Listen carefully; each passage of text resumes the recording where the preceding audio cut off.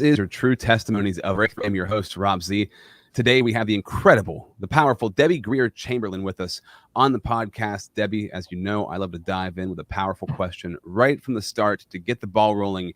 You're all about personal integrity. And I think as a society, we kind of struggle with even understanding what the word integrity means and what personal integrity means and what it looks like. So as an expert in this field and a person who's, gone through this journey in their life, what does personal integrity mean to you?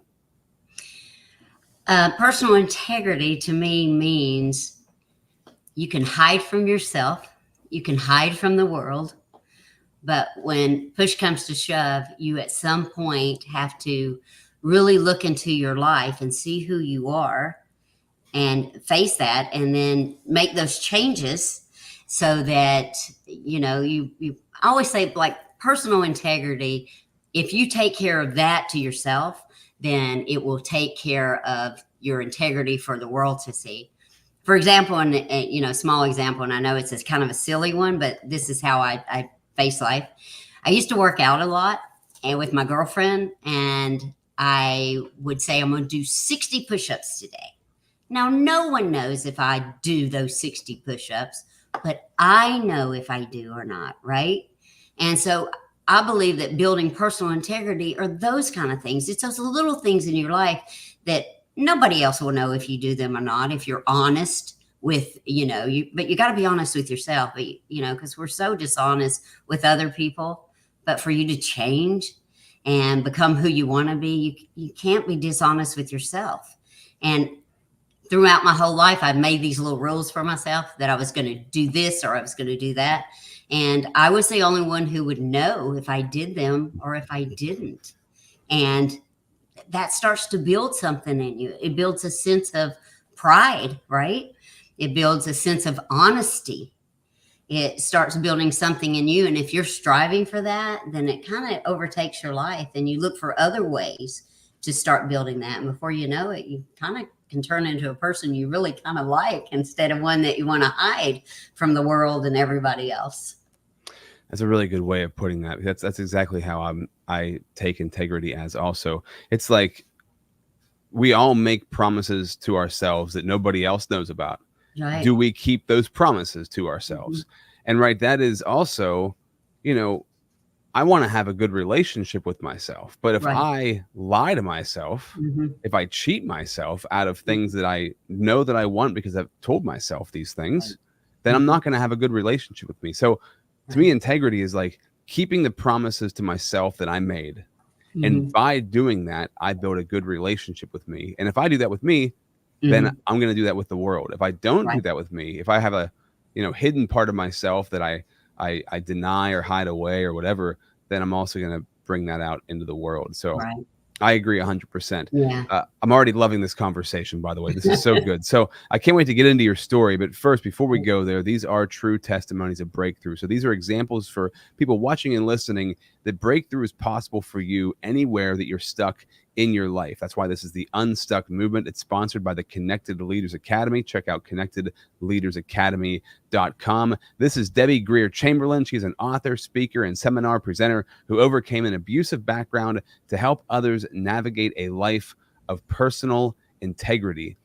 Why did integrity become so important to you? What was your life before when you didn't have this integrity for yourself?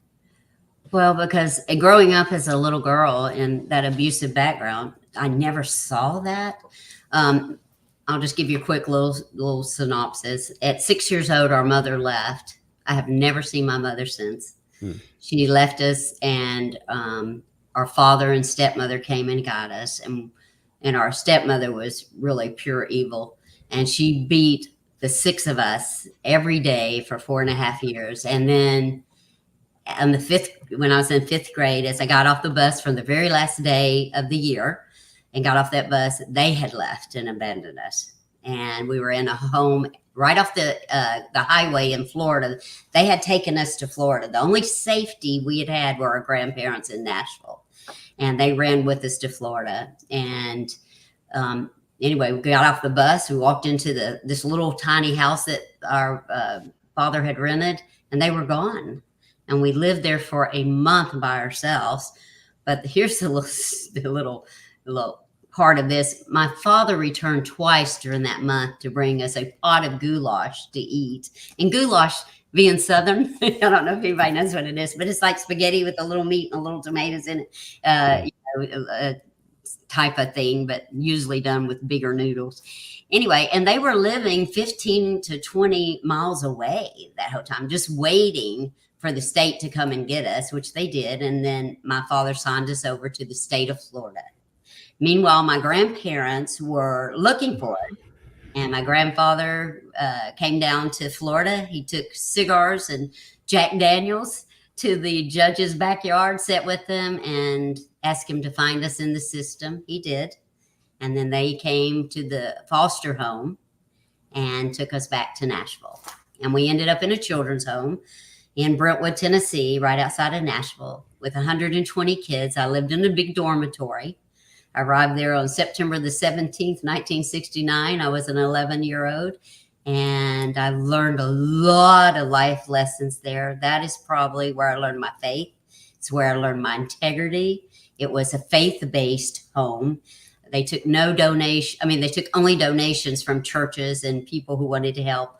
No government subsidies. And so it was faith-based, and that's where I learned a lot about integrity and honor and honesty and more than anything, my faith, which became so big. Oh, Debbie, it just racks my brain as a father.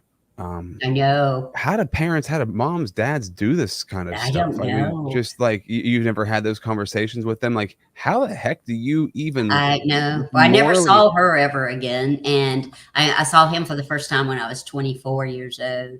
And we tried to have that conversation. He and my stepmother were estranged for like a couple of months, but he went and found her and went back with her. And so we never. And he didn't want to believe how bad she'd been, although he was part of the problem as well. Yeah. But, there comes a time in your life, Ron, when you just have to say, this was the life I was dealt, and I'm either going to be crappy about it and make everybody else crappy around me, or I'm just going to realize that this was the life I was dealt.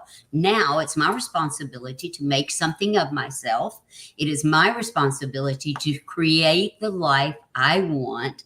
It's my responsibility to decide what that looks like. And then it's my responsibility to do the work to make sure it happens.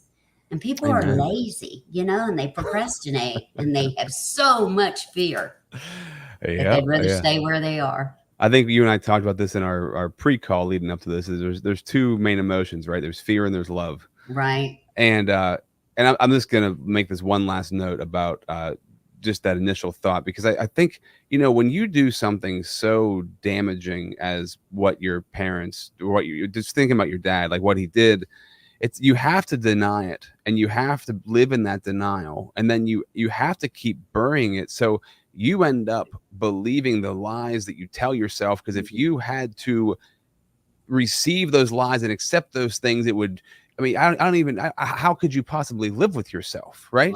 It'd be so hard to live with yourself. So you have to deny it, and then you have to justify it. Mm-hmm. And then you build this giant, you live a giant lie. There's no way you couldn't, the guilt, the shame, the torment would just be ridiculous. So I just always try to wrap my head around how in the heck even I do at this age kind still, of stuff. Right? I do. Gosh. I did it. Yeah. It just hits me to my core. I can't believe people do stuff like that. Mm-hmm. So I try to understand. I want to interrupt you for a second, because there's something that my little sister would always say. We both had she had two children, I had two children, and we had them each within a month of each other. She had a daughter, I had a son first, then she had the son, I had the daughter. And when we would visit each other, she would say, "Oh my gosh, it's so much work." And I say, "I know." She goes, "Sometimes I understand why she left. I just don't know why she never came back." Yeah. And that's it in a nutshell, isn't it? How many times, overwhelmed. I mean, this woman was 16 years old. Mm-hmm. She had 7 children in 8 years. She was uneducated. She was 16 with 7 children? Yeah. Well, my oldest sister was born when she was 16. And Oh, my okay. father was like, well, she was 17. My father was 16. And they had, Wait, so the first kid, how old was she when the first kid was born? she was 17 and my father was 16. Oh, Yeah. for the first one. Okay, I'm Yes. sorry. And then over an 8-year span, they had 7 children. Wow. And they were both uneducated. They were both So really they were still needy. just kids. Yeah, they really were. But back then, you got to remember that this was the 60s and nobody interfered with anything. And my grandparents, who were uneducated people as well, but they were smart people. My grandfather was one of the smartest men I ever knew, but he wasn't book smart. He was life smart. Although he was the biggest reader, which is where we got our love for that, I think. And he would preach to us all the time. You know, God can take anything from you, but he will never take your education. So get that. So all of us are educated, and it became very important to us. And so, but that's, you know, when I talk about the forgiveness part, that's how I could forgive my mother, was when I realized, when I had my 2 children and I went through a divorce, how scared I was. And I was educated, I was capable, but I was scared to death. And I thought back, and that's when she became human to me and just another woman instead of my mother. And the forgiveness came so easy because I'm thinking, oh my gosh, you know, and I think sometimes we have to pull ourselves out of that situation and not be so personal about it, but look at, you know, who these people are and try and find some compassion for them. And that was it for me. I've never held a grudge, or I have a pity for her, and I have a compassion that I just can't imagine how scared and hard it must have been. And then my father, he was just mean. So, you know, but I forgave him too, because, you know, he was overruled by loving this one woman so desperately. He would allow her to do all these things to us. And then he let her talk him into leaving us. And so I just feel very, very sorry for him. But I forgave him a long time too, for just being a weak man who was, you know, more concerned about himself and his own, you know, feelings or whatever. Yeah, perhaps had some mommy issues himself that led into that. Yeah, Who knows? right. You know? You know, who knows? You know. You know, and you were saying, and this is true for I was divorced too, now remarried, and I have a son from my first divorce. And going through that process, it was a couple years of a process. I'm still going through it, although I'm on the other side of it, and it's very difficult. It's very hard, and I have thought before, wow, it'd be easier just to run away, right? That's what you think. Like, it'd be easier. Oh, this would be easy just to run away. I mean, those are like fleeting thoughts, but some people, those fleeting thoughts are real and they do them, right? So, and like you said, so I do, I can't understand how you can just run away, but to never come back, that's a hard one. So I don't want to harp on that. That just struck me. I'm curious, when the 6 of you had to survive in a house by yourself for a month, how old? Time. How old was the oldest and the youngest? Well, I was 10, almost 11. I had just turned 11. So my brother was 12. My older sister was not with us at the time because she had ran away because my stepmother had tried to murder her, basically, by taking a butcher knife to her and putting her in scalding hot water. That's a whole story in itself. So it was my brother who was 12, me who was 11. I have a brother who died of SIDS that would have been 10. So my next brother is Ricky, who would have been there at 9, and then Tammy at 8, and Janet at 7. Oh, but we had a blast. Did you really? We did, because for the first time in our life, you know, I never spoke a word to my father or stepmother, but yes, sir, no, sir, yes, ma'am, no, ma'am, my whole life. Oh. And it wasn't until I was 24 years old that I had a conversation with him, because we weren't allowed to. And so, boy, you know, we knew they were going. And first in my book, I write about this story about us all walking down the highway to go to a store to call our grandmother in Florida. And we didn't know about making a collect call. So we had a little dime that we found.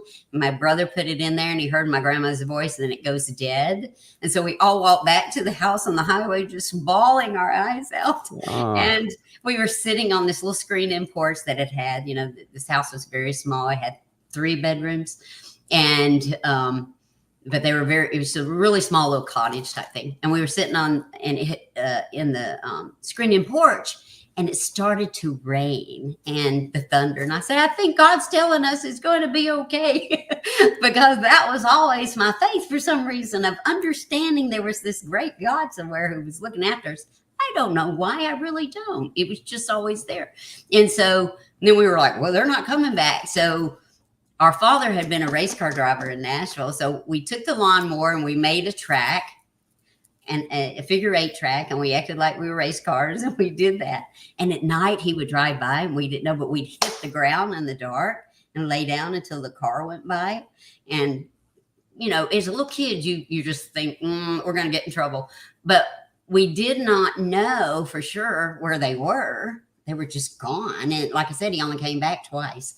And so we would jump off the roof and play Dracula, because the roofs are very low in Florida. I mean, we could have killed ourselves. We could have broke a leg. We could have, you know, just by the grace of God. And we had this water canal that ran. We'd swing our little sisters over and act like we were going to throw them in. There were snakes in there.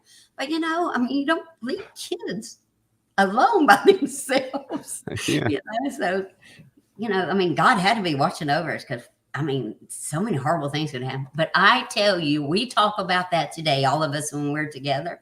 And it is we talk about how much fun we had. We played cowboy and Indians. We fought about who was going to be the chief. And, you know, me and my younger brother were always fighting over that one. And I was like, look, I'm older. So, but you know, it's almost like this naiveness of being a child that you just remember that good.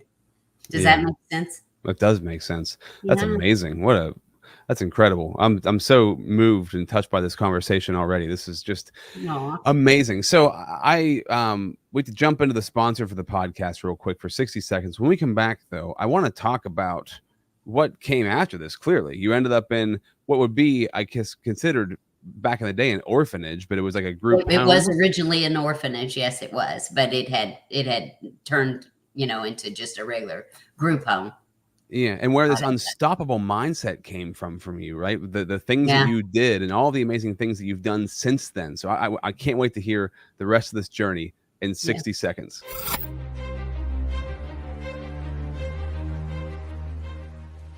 Hi, my name is Jose Escobar, and I'm the founder and CEO of the Connected Leaders Academy. We're a growing tribe, a community of entrepreneurs all over the world, globally, all across the country, high performers, titans of industry. If you're an entrepreneur and you're looking to grow personally and professionally, scale your influence, develop your skill sets, move the needle in your business, more clients, more money, more profit, the bottom line, and of course, grow your circle and your network like never before, this is where you want to be. Join the Connected Leaders Academy today. We are scaling massively. We want to welcome you in. Check me out on Instagram and on Facebook, the @ JAESCO25. We look forward to having you join us. Take care. All right. So, Debbie, you have a book, Stepping Stones to Creating Personal Integrity. So these stepping stones, I imagine, started in the group home. Walk us through kind of like, what was it like living in a group home in the late 60s, early 70s, and those stepping stones that led to this integrity that you have today? Well, I can remember the drive just as clear as day, and it was fall, and it was September 17th. And, you know, I've always been a bit prissy, but I also was pretty dramatic as well. And so I had seen the movie, The Littlest Princess, Shirley Temple, where her father dies and they put her in the attic of a big dormitory because she doesn't have any money anymore. And so I'm just sobbing my eyes out going, oh, you know, they're going to put me in an attic. Well, they didn't, but they did put me in a dormitory. And there were 6 dormitories that were divided by age and gender. And there was the big girl building, the middle girl building, and the little girl building, the big boy, middle boy, and little boy building. I was in the middle girl, which was age 10 to 13. And I was on the 2nd floor, and it was 2 large rooms with little cot iron beds and a big bathroom. And gosh, there were 120 kids when I arrived there. So I'm not even sure. The older, like the 10 and 11-year-olds were on the top floor, and then the 13 and sometimes 14 before they went to the bigger dorm the big girl dorm and switch were on the bottom floor. And those were some mean kids, man. That was probably the most horrifying thing.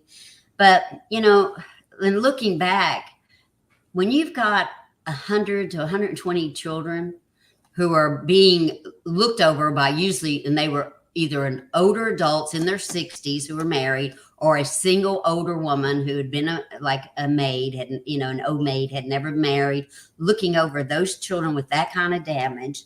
There were no psychiatrists. There were no social services people. They didn't do that in 69, 70, 71, 72. Mm-hmm. Like, they were lucky to feed and clothe us from the donations. They certainly weren't going to try and find a psychiatrist for us anywhere. And it was faith-based. So they were like, read your Bible, you'll feel better, And, but I think it's the community more than the children's home, although the children's home saved my life.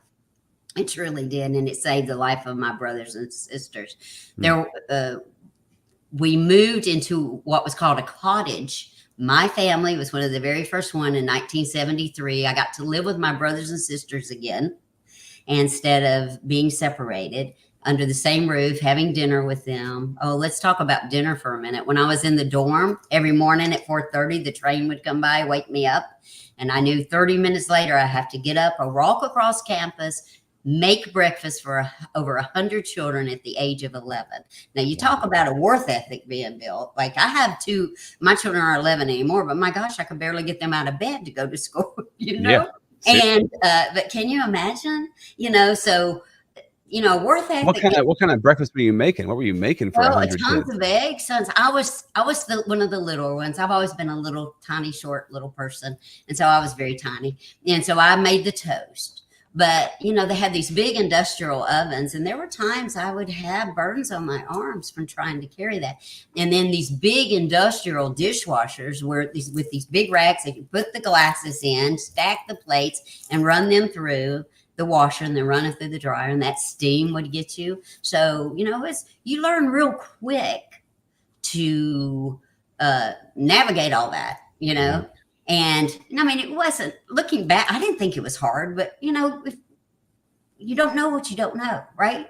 And looking back, it was doable. I did it. And, but now in thinking back, I'm thinking, oh my dear God, my children, they just starved to death. They wouldn't have done it. Yeah, right. But we all did it. We all did whatever job they gave us to do, and we did it. Now, the children's home was built on over 200 acres, so there was some farming done. That's where the boys did. They did that, the farming, with, feeding the pigs and stuff like that. And then when we'd come back to the dorm, we'd get dressed, walk down to the end of the hill, catch the school bus, and go to regular school in the community. Wow. So, but that's what I was getting ready to say. That's what taught me more than anything. I have always been, my husband calls me a processor.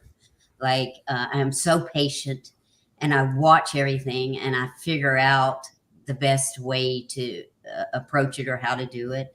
And that's a characteristic most people wouldn't think of me having, because I am such a talker. I talk 90 miles an hour, but I really am. The whole time I'm processing, I'm listening. I notice things no one would ever notice about people. And it's from being raised there with all these children. Man, you better learn to navigate it pretty quick, because some of them were so mean because they're so damaged. And, I wasn't a fighter, so I better learn some other skills real quick. And I did. I learned how to navigate people, which later turned into me being in sales, public relations, marketing, of building businesses, retaining clients, because I knew how to handle people. And I always kept, what I was telling you earlier, I always kept this really soft side of me that I would not allow anybody to take it away from me. And, my friends that know me, they know I'm tough as nails, but they also know I'm the sweetest person in the world. And they would always say, she's great unless you really cross her, and then she'll bring you to your knees in about 90 seconds. And I go, well, look where I came from. The difference is I chose not to live that way, because I had lived that way my whole a young life, and it's not pretty, and it's ugly, and it's loud. And so I made a promise to myself at 16. I remember it just as plain as day. When I am able to get out of here, I will build a life that is not dirty, that's not loud, that's not violent, and I will not allow anyone to bring those in to my life. And I haven't, and I won't, and I don't. And it's non-negotiable, and people have to make it non-negotiable. You know, I hear this all the time, but this happened to me, but that happened to me. But, you know, well, play the victim then. It's easier, right? It's just like it's easier to be crappy to people. It just is. Like, it's easier to be nasty. It's easier to lose your control. But if you really want to be somebody, learn to handle your emotions, right? Learn to handle the situations and calm yourself down. Learn to wait a little bit before you overreact. I mean, I'm probably sure there's tons of people in prison at which they'd waited 15, 20 seconds. Right. Know? Right. That's the truth. Yeah. And that, if you put that in your head, you know, but Ron, it all comes back to you either want to be better or you don't. You want a better life or you don't, you know, and there's a sacrifice to pay for it. Yeah. Putting that pause in is everything. Between the feel, think, and act, right? I can feel something, I can think something, but I can put that pause in, because the feeling and thinking happens so instantaneous. Putting that pause in before you take an action, say the wrong thing, do the wrong thing, you know, giving yourself that space of, like you said, 10 to 20 seconds, that can really be life-changing. Many horrible things happen in the blink of an eye. You know, that's how things happen. They happen in the blink of an eye. Everything changes. That's really amazing perspective. You know, what is it about you? So I'm curious, your brothers and sisters who were in there with you, did they end up on the trajectory that you did of being so successful in life?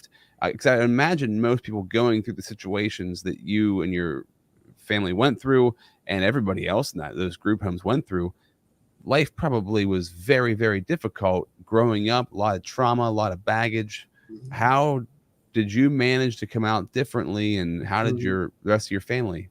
Yeah, people always ask about my family. They're really curious. My older sister did not fin well at all, and she passed away about four years ago. But she never got over the pain, the heartache. And instead she played a victim, and she worked a system. She became very good at it. And my older brother is just the hardest worker in the whole world. He has 2 daughters who he absolutely adores. He's just the best human. He's OCD, so he's a little hard to handle at times, but he's amazing. A man of integrity, a man of honor. He has always been a salesman himself, and he worked for Purity Dairies. He had back surgery and 2 hernia operations, and he was let go, which was devastating to him. But he went back to school, and then he became a salesman and a delivery man and a kind of a little acting manager at Papa John's. And then he started driving a school bus for Williamson County. And so our school system, and he did that for 18 years, and he has cancer, and I've been taking care of him. And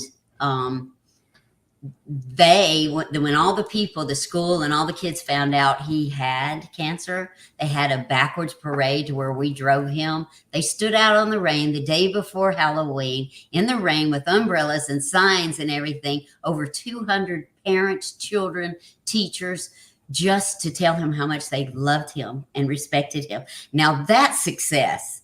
He hasn't had the monetary, but that's success. Yeah. Right.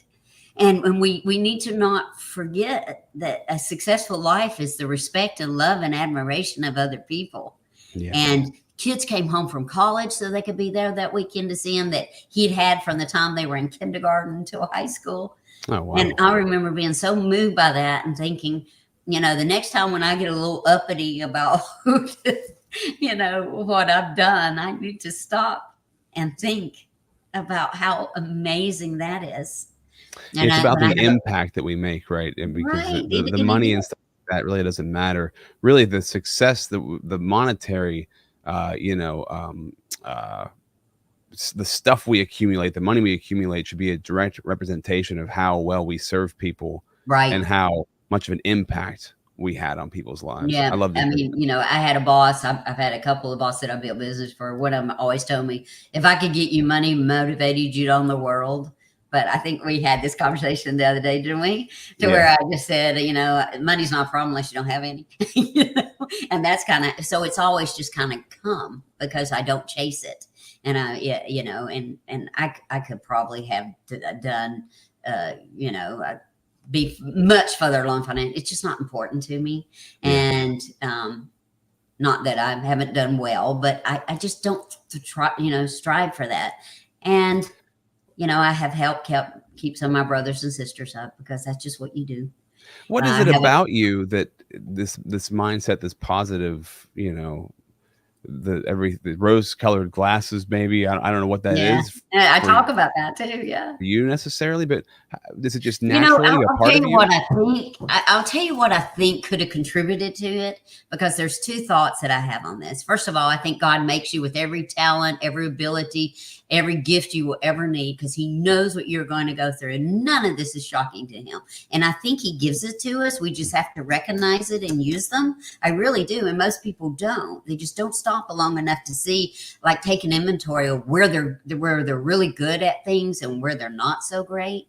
And but also I think being at the children's home, and as an 11-year-old, I lived in Brentwood, Tennessee, which is one of the wealthiest counties in the United States. I think it's 7 or 8. All the country music stars live here. All the Titans, anybody who's everybody. That's what I grew up around.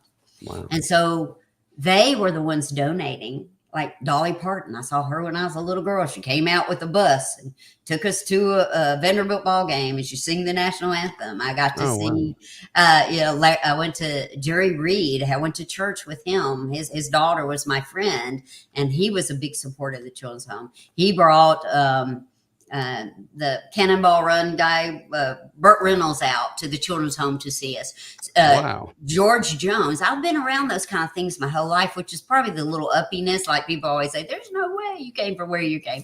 But I did. But I think seeing those people as a little girl love us, accept us. Now, not everybody in the community accepted us. There were many times I was told by a little friend, you can't come home with me. You live at that bad place. And I would think to myself, you know, I never was offended by things. I was more like a thinker, like, well, why am I bad? I wasn't the one who, it's the parents, it's adults like them, you know? Yeah. And, but, you know, but ignorance is ignorance, right? And, you know, so my feelings were hurt plenty of times about that. But the overall thing that stayed with me, that built this gratitude and this gratefulness, this never taking anything for granted, was all those people that were so loving and so kind and would tell you, boy, you're a smart little girl, or you're a pretty little girl, or you're a sweet little girl, you know, and you remember those. And when you never had that, when you were a child before then, that sticks with you.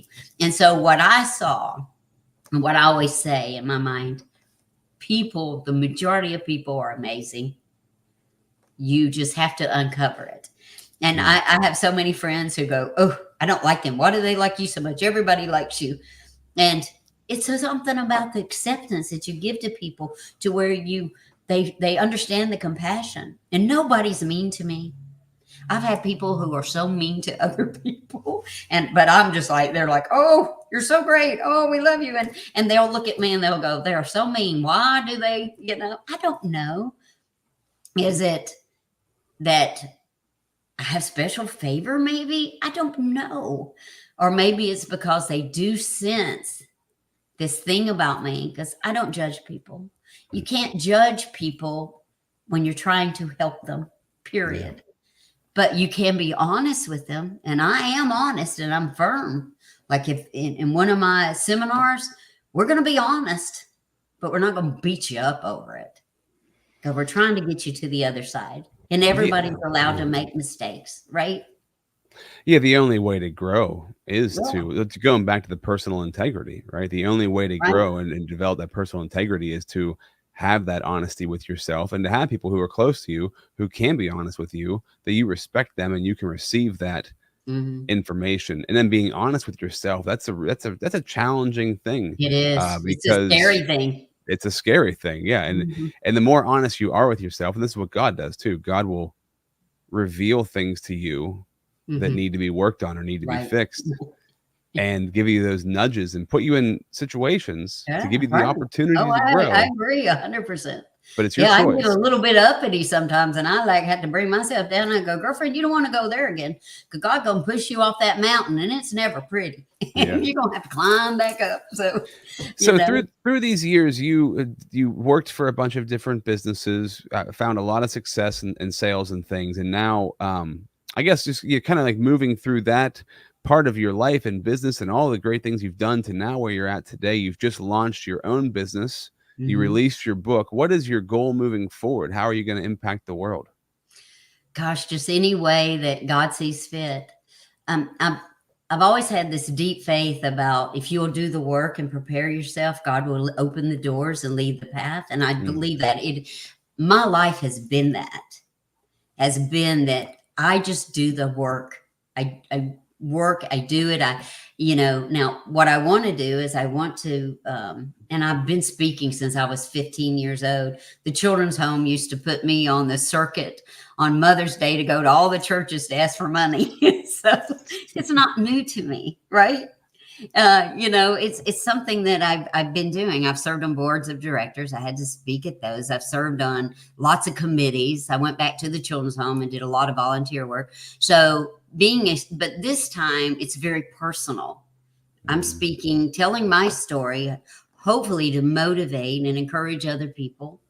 And that's at the main top of what I want to do. I've wrote the seminar, which when I give this, women just sit and cry for 6 hours, but they walk out just like, aha, there are a lot of aha moments of just healing themselves and looking honestly at the things that they hadn't been or wanted to be honest about. Right. Yeah. And that's very powerful. So I really want to do that. And then of course, I'm going to start on my second book. As a matter of fact, through the marketing that I'm doing now, the book's just going to be wrote probably by the end of the year by itself because of that. And it's, it's more of like a positive. It's called Memos, Choices and Changes. And so, and I share little blips that I write, and I, put them on my social media, or my media girl does. Cause like I said before, I'm very socially challenged. So, not socially in person, social medially challenged. Yeah. It seems like socially, you're very good at that. Yeah. With social media. Yeah. There you go. So, but anyway, and that's what I hope to do is, I really do see it, Rob, is my God purpose work, and I'm so excited to be able to do it. And from doing so much volunteer work, I started volunteering when I was about 14, 15 years old out the children's home for a house for children that were, just housed away for needing a lot of help mentally or emotionally. And I had to learn, like the biggest lesson was when I was 21, I was in the big Buddies of Nashville, which is where you take a child and you mentor them. And she was 5 years old. I had her until she was 14 and almost 15. And she walked away because she wanted to run with the girls and not have her life changed. And man, it was heartbreaking. But I learned then, and I've had people say, I'm not helping them because they won't listen. Right.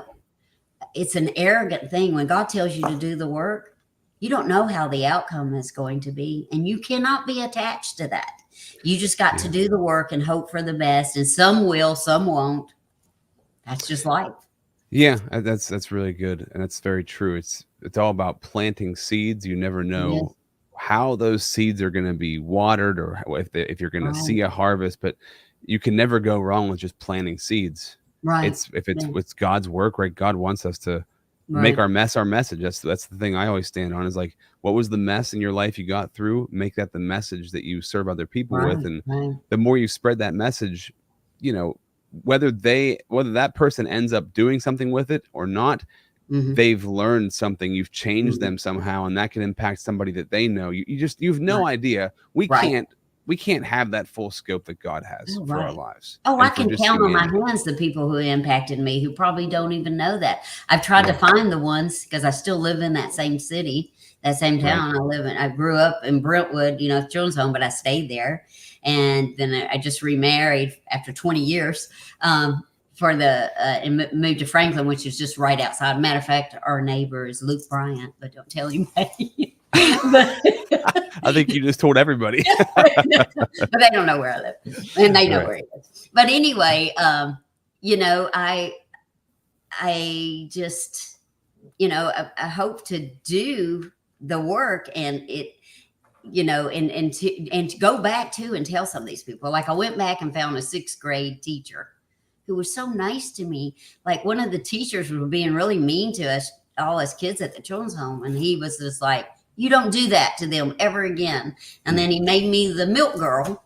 You get to collect the money and pick your friend every day to walk to get the little milk cartons and bring them back.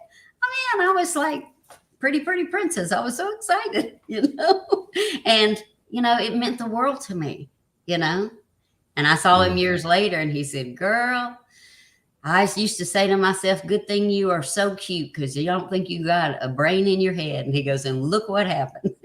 But, and I looked back on that because it kind of bothered me at first. I was like, what was it? And then I remember no one ever asked me what happened to me at the children's home. They never asked any of us. And so, and if you were bad, you would disappear. And of course, you were being at TPS or the girls' school that they took you to, which is, the like teenage prison type thing. So I'm a rule follower, like you wouldn't believe. And it was just so scary. So I always wanted to look happy, and I always wanted to be happy, and I always wanted to so and that kind of started young before I realized nobody was going to send me away somewhere. And so now I understand, and I thought back and I thought that's why he was thinking that, because I was always like, hello, and but I wanted him to understand what an impact he had made, on me, that somebody had stood up for me, right? And those little things that might not seem like anything to you is huge for somebody else, right? Right. Incredible. So as we come to the end of this episode, I want to, first of all, I just want to just thank God for your story and your journey, and just thank you, Lord, for such an amazing person as yourself who went through what you went through to come to where you are and to be out there impacting the world with your story and helping other people. Like, God bless. I think that's just absolutely amazing. So you said about God's favor. I pray for God's favor on your life as you move forward with what you're doing. I believe in that. I do that all the time. Every morning for my friends, because it's so important, and it's so important. It just is. It is. Yeah. And so absolutely. If people want to know more about you, they can go to your website, which is just your name, DebbieGreerChamberlain.com. Go there. You can find you also on Facebook and Instagram, but go check out the website and they can get in contact with you and find out more about you and how you're impacting people's lives. Is there anything you'd like to leave the audience with before we sign off today? Well, I just want them to be kind to each other and be kind to themselves. Everybody has a story. And when we make all these assumptions, like I spent my whole life with people making assumptions about who they think I am when I walk in a room. Mm-hmm. And I'm okay with it because, they're always so shocked that it's not at all what they thought. But I myself had this bad habit of making assumptions about very quiet people, thinking they were arrogant, when in fact they were very, very shy. And I would kick myself until I finally just stopped doing that, because I was like, look, why do you keep repeating this over and over again? They are not arrogant. They're scared to death. And so I think if we will stop when we see people and look at them, and those sitting beside us or standing beside us or working beside us, they'll have a story to tell. If you really did ask, there would be a story, and you would understand. It'd start to make some sense to you. Yeah, genuinely become interested in other people. Mm-hmm. It's amazing what will happen from that. Yeah. Well, true. Debbie, this has been an awesome conversation. I want to thank you for being here. These programs, these episodes are these true testimonies of breakthrough, like I said at the beginning. So it can be a real example if you're watching or listening for your life. So if these are impactful for you, feel free to reach out to me. robzwentz.com is the website. This has been the Unstuck Movement.